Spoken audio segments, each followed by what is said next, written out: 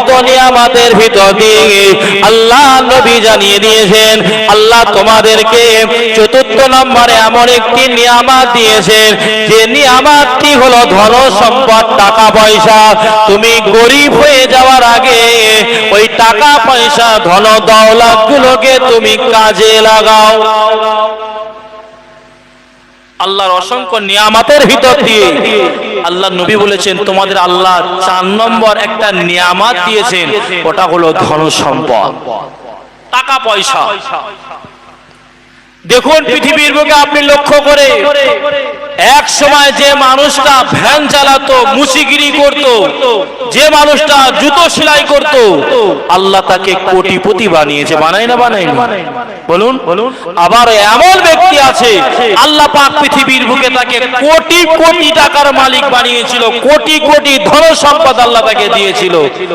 কিন্তু কিছু বছর পরে দেখা যাচ্ছে ওই ব্যক্তিটা রাস্তার ধারে ভিক্ষা করছে না বলুন।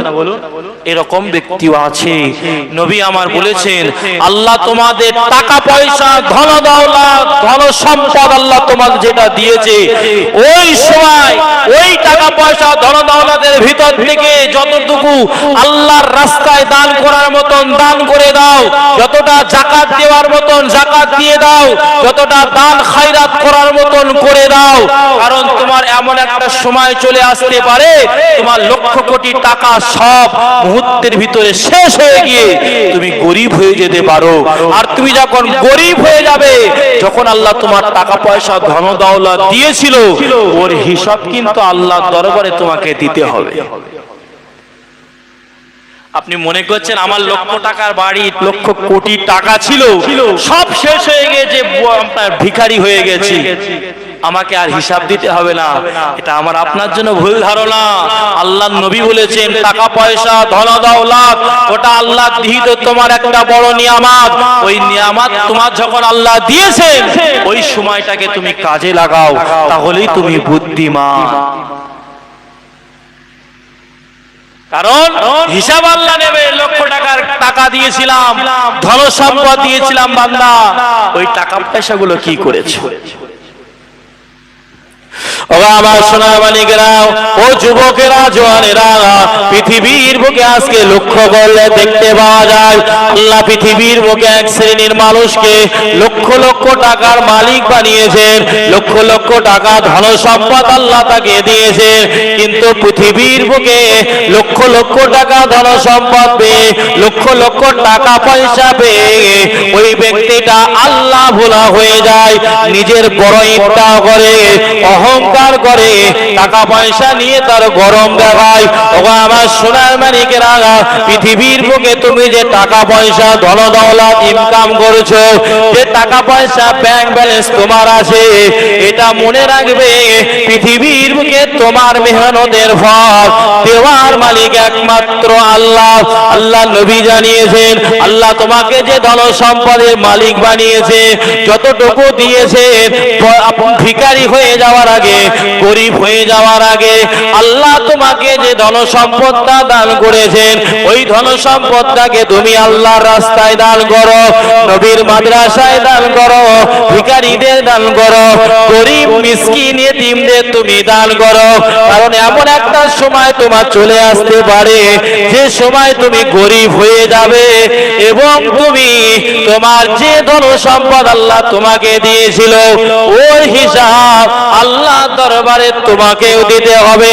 তোমার ধন সম্পদ, টাকা পয়সা পাওয়ার পরে তুমি যদি ওই টাকা পয়সা গুলোকে সঠিক রাস্তায়, সঠিক কাজে ব্যবহার করো, আল্লাহ পাক মরণের পরে তোমার জন্য আল্লাহর রহমতের বেহেশত, আল্লাহর দয়ার জান্নাত তোমাকে দিয়ে দেবে। জোরে বলো সুবহানাল্লাহ।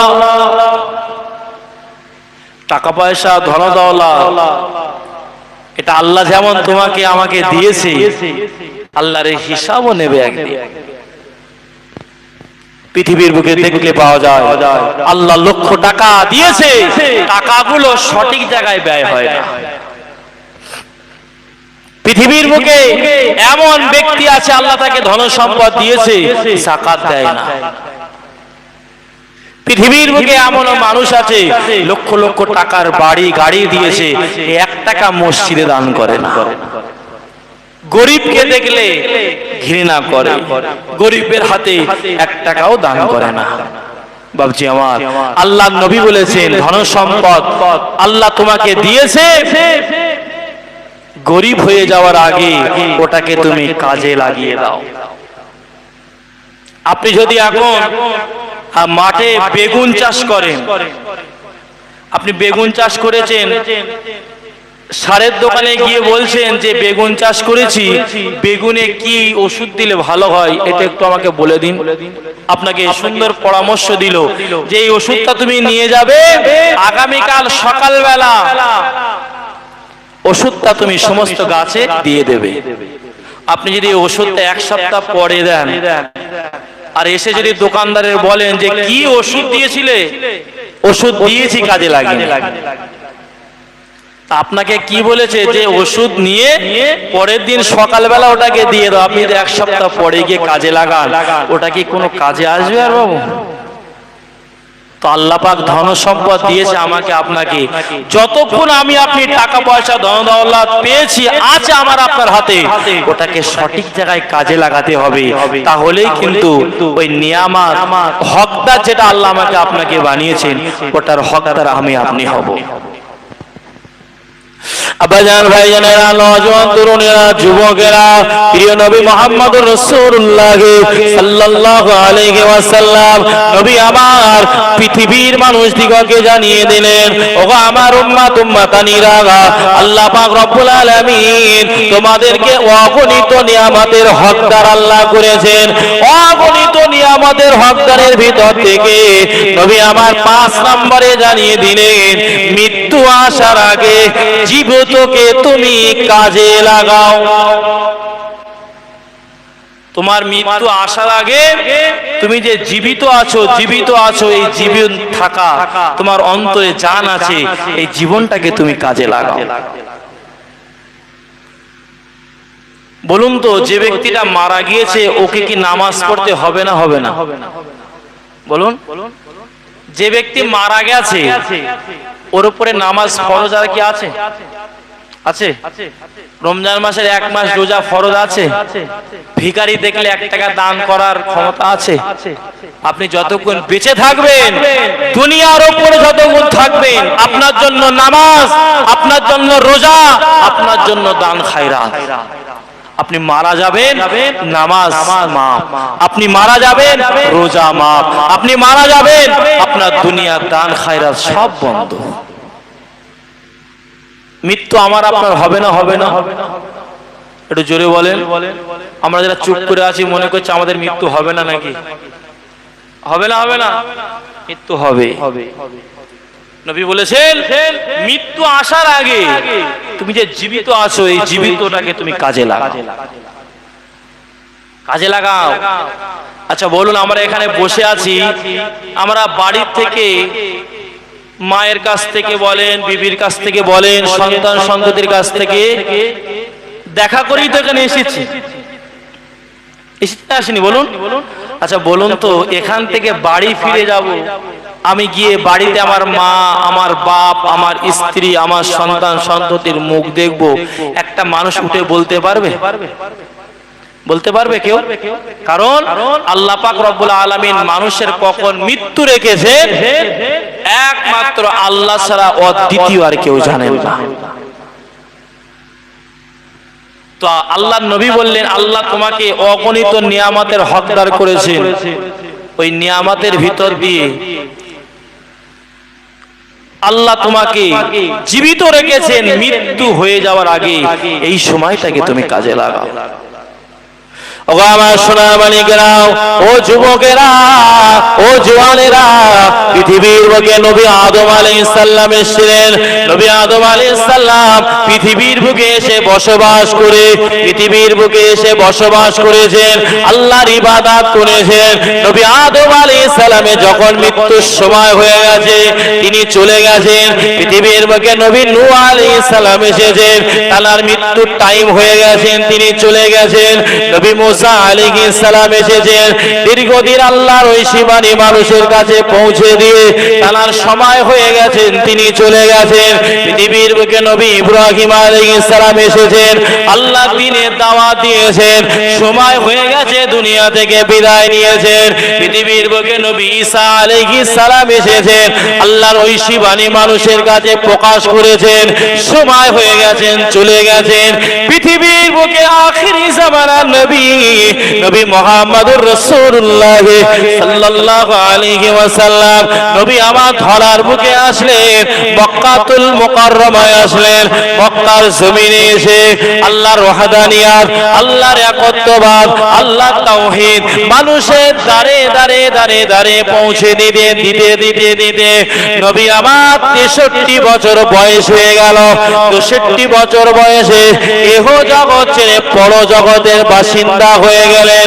আমি আপনি দুনিয়ার বুকে এসেছি, আমাদের পূর্বে আমাদের বাপ, বাপের আগে দাদু, দাদুর আগে পরদাদু, এমন ভাবে বংশ পরম্পরা আল্লাহ পাক পৃথিবীর বুকে মানুষকে একটা বংশ সিরিয়াল হিসাবে পাঠিয়েছেন, বংশ পরম্পরা আল্লাহ পাঠিয়েছেন।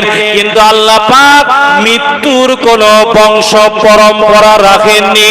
পৃথিবীর বুকে দেখতে পাওয়া যায় যে বাপ জন্ম দিয়েছে, বাপ জীবিত আছে, সন্তান মারা গেছে, সন্তান মারা গেছে, বাপ বেঁচে আছে, সন্তান মারা গেছে, ভাই মারা গেছে, বোন বেঁচে আছে। ওগো আমার সোনার মানিকেরা, আল্লাহ পাকের নবী জানিয়ে দিলেন, আল্লাহ পাক তোমাদেরকে অগণিত নিয়ামতের হকদার করেছেন, তার ভিতর থেকে আল্লাহ তোমাদেরকে জীবিত করেছেন। মৃত্যুর আসার আগে এই জীবনটাকে তুমি কাজে লাগিয়ে নাও, কারণ মৃত্যু হয়ে গেলে তোমার নামাজ, রোজা, হজ, যাকাত সব বন্ধ হয়ে যাবে। আর যতক্ষণ তুমি দুনিয়ার বুকে বেঁচে থাকবে, তোমার জন্য নামাজ, তোমার জন্য রোজা, তোমার জন্য দান খায়রাত, তোমার জন্য আল্লাহর মসজিদ ফাঁকা, আল্লাহর মসজিদে যাওয়ার হুকুম। তুমি মারা গেলে তোমার লাশকে নিয়ে আর মসজিদের ভিতরে নামাজ পড়তে নিয়ে যাওয়া হবে না। অতএব যতদিন বেঁচে আছি, যতদিন আল্লাহ হায়াত রেখেছেন, আল্লাহর নিয়ামত গুলোকে শেষ হয়ে যাওয়ার আগে আমাকে আপনাকে সেগুলোকে কাজে লাগাতে হবে।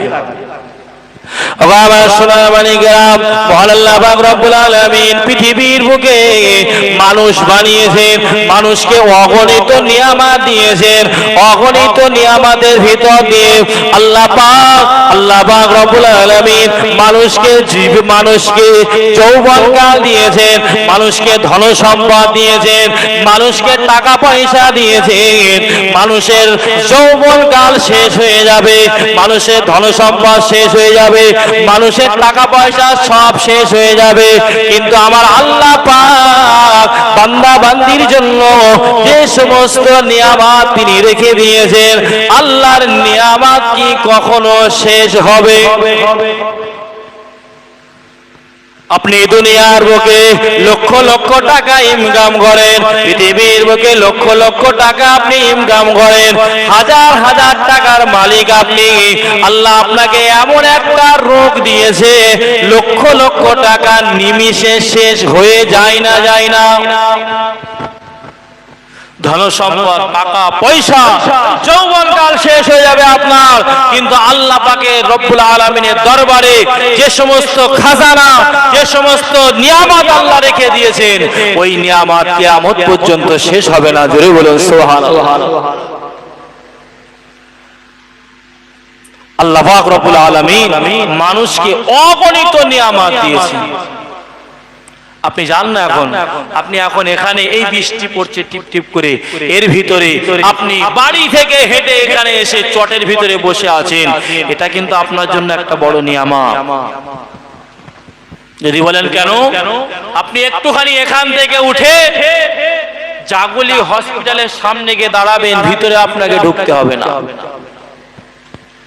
আপনাকে জাগুলি হসপিটালের সামনেও যেতে হবে না।